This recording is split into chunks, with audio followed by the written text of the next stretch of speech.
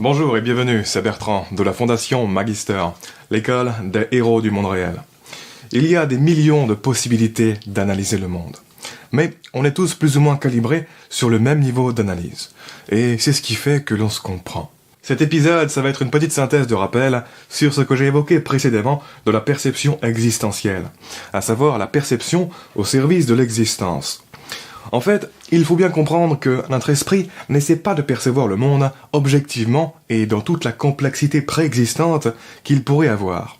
À l'inverse, il réinvente le monde d'une manière simplifiée et spécialisée pour guider notre existence.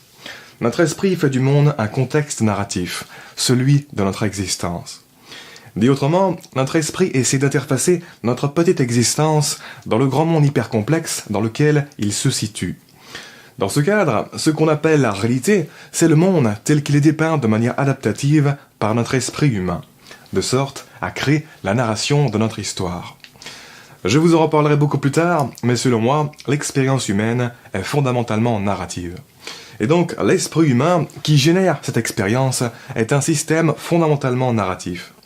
Un système qui est fait pour mener une existence, une histoire continue qui se poursuit jour après jour, du début jusqu'à sa fin. Une histoire elle-même composée de différentes trames narratives, elle-même composée de différents épisodes, trames narratives que j'appelle dans le cadre de ma thèse officielle des continuités, des petites vies qui s'entremêlent dans la grande vie. En gros, on romantise naturellement le sens de la vie et l'existence des choses. Tous les êtres humains ont à l'état naturel la conscience d'être un personnage dans un monde. Un personnage avec une identité particulière, avec un passé, avec des buts, des intentions, des rôles, etc. Un personnage qui vit des expériences positives, des expériences négatives. Un personnage qui a des interactions avec d'autres personnages. Un personnage qui a le pouvoir d'être à la cause d'événements dans ce monde dans lequel il évolue, etc. C'est comme ça que l'on se perçoit et c'est comme ça que l'on perçoit les autres. Tout cela fait partie du sens commun pour les êtres humains. Ce sont des choses que l'on n'a pas besoin d'expliquer. On est calibré par défaut sur ce niveau d'analyse de la réalité. En fait, pour nous, c'est tellement naturel, évident et opérationnel que pratiquement personne ne se demande comment ça marche, cette perception humaine. Que pratiquement personne ne se demande comment ça se fait que l'on appréhende la vie de cette manière. Comment ça se fait que plein de neurones, que plein de systèmes cérébraux différents donnent cette expérience de la vie-là. Cette expérience d'être une unité qui traverse le temps et l'espace à la première personne, qui a des sentiments, qui a des intentions pour son futur, etc., etc. À l'état naturel, on n'a pas du tout conscience d'être des molécules, des cellules, des neurones, des gènes ou je ne sais quoi. Ça, c'est des choses que l'on peut comprendre seulement si l'on étudie scientifiquement le fonctionnement de notre organisme, si l'on étudie les dessus et les dessous de l'interface de notre vie. Mais, en termes de sens, la narration de la vie se suffit à elle-même. Personne n'a besoin d'être calé en sciences pour savoir qui il est, mener sa vie et ses différents rôles. Au contraire, j'aurais tendance à dire que quand on intègre la science dans la perception et dans la narration de la vie, on crée plus d'interférences qu'autre chose avec notre interface identitaire et narrative. Mais ça, on en reparlera plus tard. Bref, il faut bien comprendre que notre perception se développe pour servir notre existence. Un organisme qui perçoit des choses qui ne lui servent à rien, ce n'est pas un champion. L'évolution biologique n'a jamais favorisé et ne favorisera jamais la perception de la vérité extérieure, scientifique, complexe. L'évolution favorise la perception simplifiée de ce qui est important et pragmatique pour le bon déroulement de la vie. En d'autres termes, notre perception, comme celle de tous les autres êtres vivants, elle est faite pour que l'on mène notre existence dans ce monde. C'est une interface. Une interface qui analyse, codifie et transforme la complexité du cosmos en une réalité humaine de telle sorte à ce que ce cosmos soit utilisable et praticable par notre conscience. Perceptivement, la complexité biologique, cellulaire, atomique, etc. de notre organisme, elle est opaque. Tout comme la complexité physique du monde qui nous entoure. Par défaut, on ne la voit pas, on ne la traite pas, on ne la considère même pas.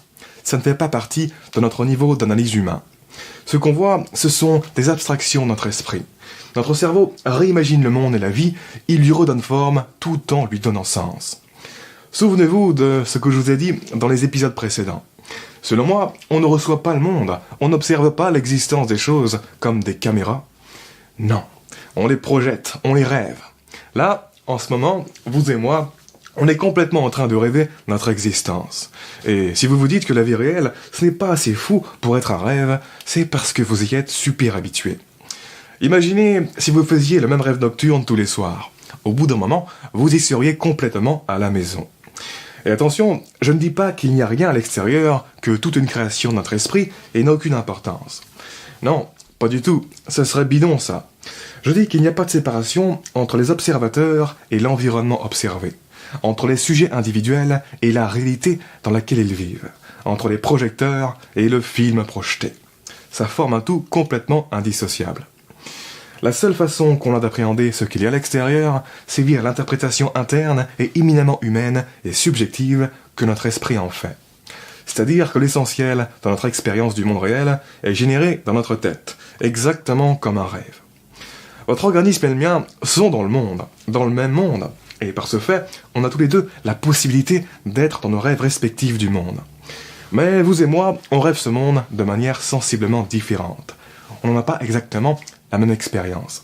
Même si la similarité de nos systèmes perceptifs ou narratifs humains font que grossièrement, nos rêves se ressemblent, ils partagent beaucoup de codes, on peut se comprendre quand on se croise. Bref, il y a un seul monde, mais il y a autant de rêves de ce monde qu'il y a de rêveurs, même si ces rêves s'influencent énormément les uns les autres. En ce moment même, chacun de mes mots donne d'ailleurs lieu à une réaction dans votre rêve de la réalité.